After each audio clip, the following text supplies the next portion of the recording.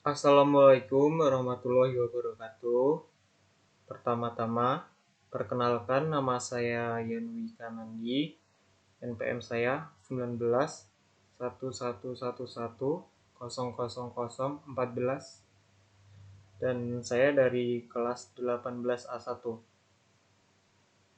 Nah, pada video kali ini saya akan mempresentasikan atau menjelaskan tentang konsep dasar etika.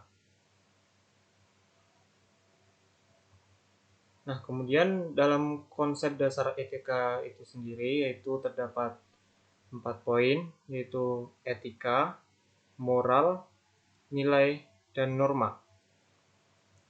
Apa, mengapa, dan bagaimana etika, moral, nilai, dan norma itu?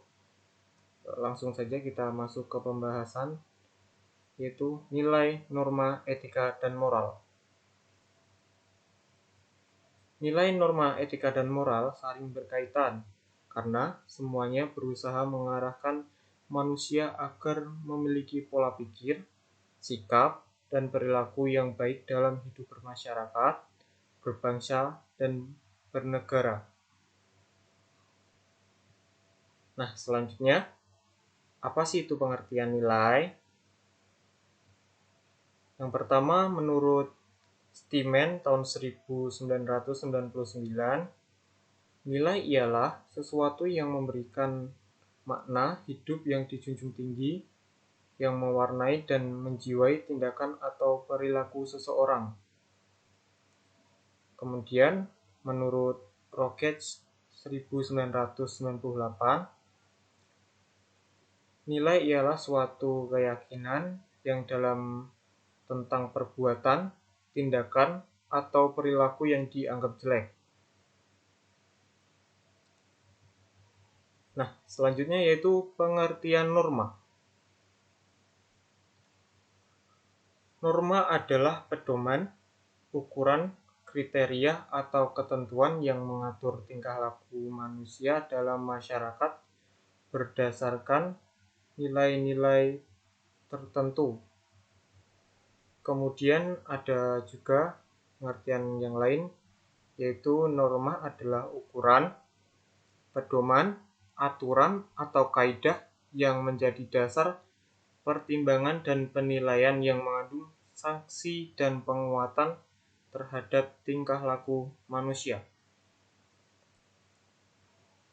Nah, dalam norma sendiri yaitu terdapat 4 macam norma, yaitu yang pertama norma kesopanan, norma kesusilaan, norma agama, dan yang keempat norma hukum.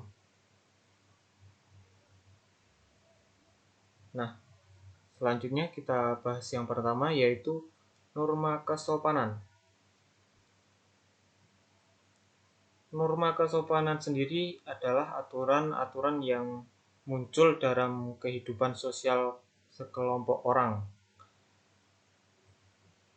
Nah, norma kesopanan yang berlaku di Indonesia pun biasanya berbeda-beda pada satu daerah dengan daerah yang lain. Sebab Indonesia terdiri dari banyak budaya, suku, dan adat istiadat yang berbeda-beda. Sebagai contoh, misalnya di Aceh masyarakat menaati peraturan bahwa setiap orang harus menggunakan pakaian secara sopan sesuai dengan pedoman yang mereka yakini. Nah, apabila dilanggar bisa mendapatkan sanksi sesuai adat dan tradisi yang berlaku. Nah, seperti ini misalnya sanksinya dari masyarakat berupa cemoohan, celaan, tawa, pengasingan dari kehidupan sosial dan sejenisnya. Kemudian yang kedua yaitu norma kesusilaan. Norma kesusilaan adalah peraturan hidup yang berkenaan dengan bisikan kalbu dan suara hati nurani manusia. Sanksinya yaitu terutama dari diri sendiri, misalnya rasa bersalah. Selanjutnya yang ketiga, yaitu norma agama. Norma agama adalah peraturan atau aturan yang sumbernya adalah firman atau perintah Allah melalui nabi atau rasul. Contoh pelanggarannya biasanya seperti misal seseorang yang tidak pernah beribadah kepada Tuhannya, atau misal melakukan penyimpangan agama, berzina, nah seperti itu, dan lain-lainnya. Sanksinya sendiri yaitu berupa murka Allah atau siksaan neraka. Selanjutnya yaitu norma hukum. Norma hukum adalah peraturan-peraturan yang dibuat oleh negara dan keabsahannya dipelihara oleh instrumen-instrumen negara. Contohnya pelanggaran norma hukum yaitu misalnya mencuri, melakukan kejahatan, dan lain-lainnya. Sanksinya sendiri adalah sanksi penjara, dan norma hukum punya karakteristik sendiri, yakni berupa sanksi yang tegas dan imperatif jika dibanding dengan norma-norma yang lain. Selanjutnya kita memasuki pembahasan tentang moral. Nah, sekarang pengertian moral secara etimologis. Kata moral berasal dari kata mos dalam bahasa Latin. Bentuk jamaknya mores, yang artinya adalah tata cara atau adat istiadat. Dalam Kamus Besar Bahasa Indonesia, moral diartikan sebagai akhlak, budi pekerti, atau susila. 1. Moral adalah hal-hal yang dapat mendorong manusia untuk melakukan tindakan yang baik sebagai kewajiban atau keharusan. Yang kedua, moral adalah sarana untuk mengukur benar atau tidaknya sikap dan tindakan manusia.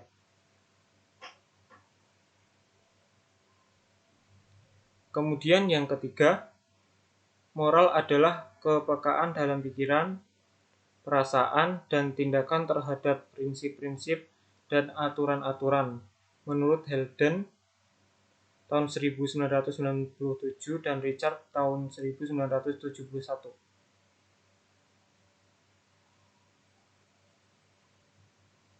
Kemudian yang keempat, moral adalah pandangan tentang baik dan buruk, benar dan salah, apa yang dapat dan tidak dapat dilakukan oleh manusia, yaitu menurut Atkinson tahun 1969. Kemudian yang kelima, menurut Lamijan tahun 1995, moral adalah ajaran yang berisi nilai dan norma untuk mengatur sikap dan tingkah laku manusia agar dapat melaksanakan perbuatan baik.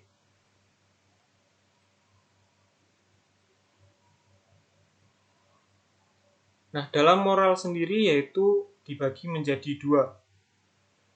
Yang pertama, moral umum, dan yang kedua, moral khusus.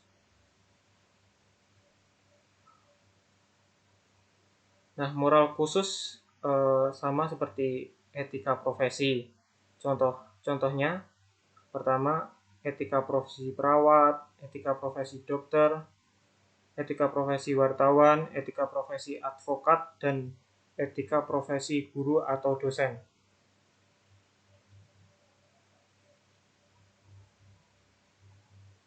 Kemudian pengertian etika. Istilah etika berasal dari bahasa Yunani ethos yang memiliki banyak penafsiran seperti tempat tinggal yang biasa, padang rumput, kandang, habitat, kebiasaan, adat, akhlak, watak, perasaan, sikap, dan cara berpikir.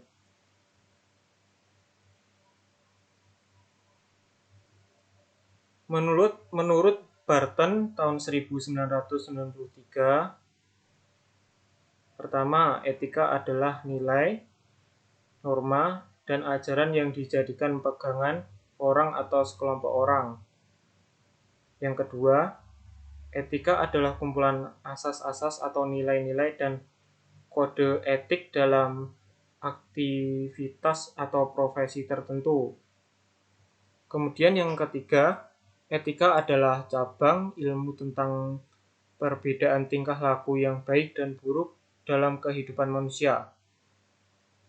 Kemudian, kalau menurut Algernon de Black tahun 1993, etika adalah cara manusia memperlakukan sesama dan menjalani hidup dan kehidupan yang baik sesuai aturan yang berlaku di masyarakat. Contoh etika sendiri yaitu seperti mengucapkan salam saat bertamu, cium tangan orang tua sebelum melakukan aktivitas sehari-hari, membuang sampah pada tempatnya, meminta maaf saat melakukan kesalahan, makan menggunakan tangan kanan, ataupun membungkukkan badan ketika sedang lewat atau berjalan kaki di depan orang lain, terutama yang lebih tua.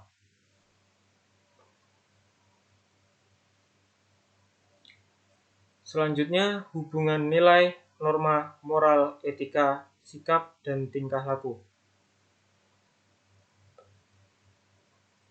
Nilai sendiri yaitu berhubungan dengan norma, dan norma berhubungan dengan moral, kemudian moral juga berhubungan dengan etika. Nah, nilai norma, moral, dan etika sendiri yaitu terdapat dalam sikap dan perilaku manusia.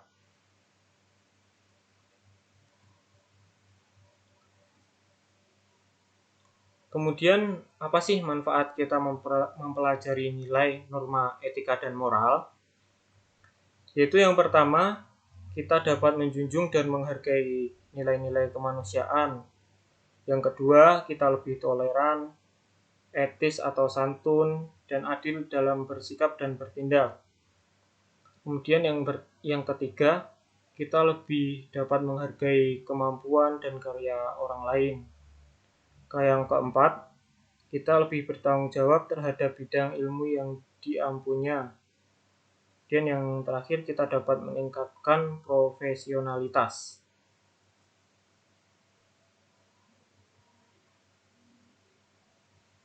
Nah, selanjutnya yaitu macam-macam etika.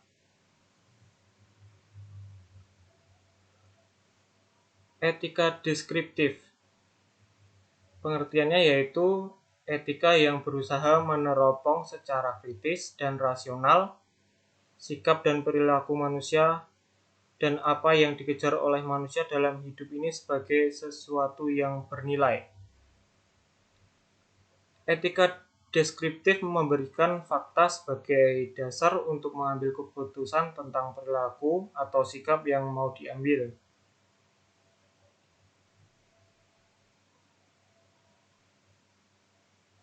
Nah, pengertian yang kedua yaitu etika normatif. Yaitu etika yang mengajarkan berbagai sikap dan pola perilaku ideal yang seharusnya dimiliki oleh manusia dalam kehidupan sehari-hari. Etika normatif juga memberikan penilaian sekaligus memberi norma sebagai dasar dan kerangka tindakan yang akan dilakukan.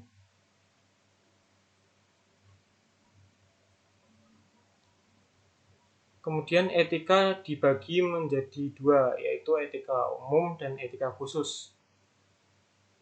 Dalam etika umum yaitu membahas prinsip-prinsip moral dasar, sedangkan dalam etika khusus yaitu menerapkan prinsip-prinsip dasar pada masing-masing bidang kehidupan manusia. Nah, dalam etika khusus ini juga dibagi menjadi etika individual yang memuat kewajiban manusia terhadap diri sendiri dan etika sosial yang membicarakan tentang kewajiban manusia sebagai anggota umat manusia. Nah, kemudian untuk itu selanjutnya kita lihat skema tentang etika tersebut. Nah, dalam etika yaitu dibagi dua, etika umum dan etika khusus. Kemudian dalam etika khusus juga dibagi menjadi dua, etika individual dan etika sosial. Nah, dalam etika sosial yaitu dibagi menjadi 6 etika, yaitu etika sesama, etika keluarga, etika profesi, etika politik, etika masyarakat, dan etika ideologi. Dalam etika profesi juga terdapat biomedis, misalnya di biomedis, hukum, pengetahuan, dan lain-lain.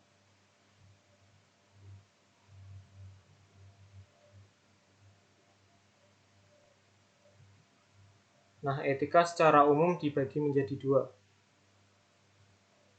Etika umum mengajarkan tentang kondisi-kondisi dan dasar-dasar bagaimana seharusnya manusia bertindak secara etis, bagaimana pula manusia bersikap etis, teori-teori etika dan prinsip-prinsip moral dasar yang menjadi pegangan bagi manusia dalam bertindak serta tolak ukur dalam menilai baik atau buruknya suatu tindakan. Etika umum dapat pula dianalogkan dengan ilmu pengetahuan yang membahas mengenai pengertian umum dan teori-teori etika.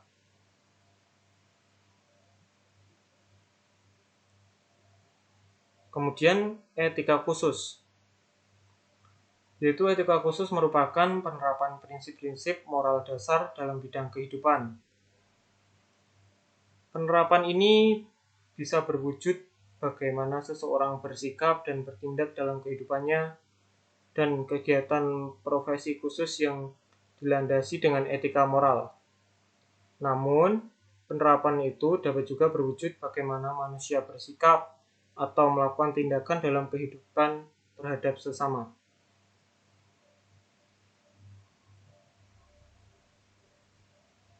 Nah, dalam etika khusus sendiri dibagi menjadi dua, yaitu etika individual dan etika sosial.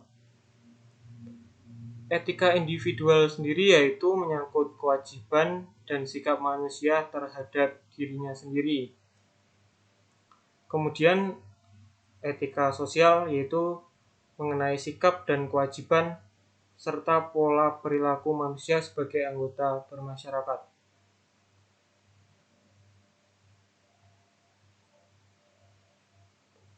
Nah, dalam etika sosial sendiri meliputi banyak bidang, yaitu antara lain sikap terhadap sesama, etika keluarga, etika profesi, etika politik, etika lingkungan, dan etika ideologi. Dari sistematika di atas, kita dapat melihat bahwa etika profesi merupakan bidang etika khusus atau terapan yang merupakan produk dari etika sosial.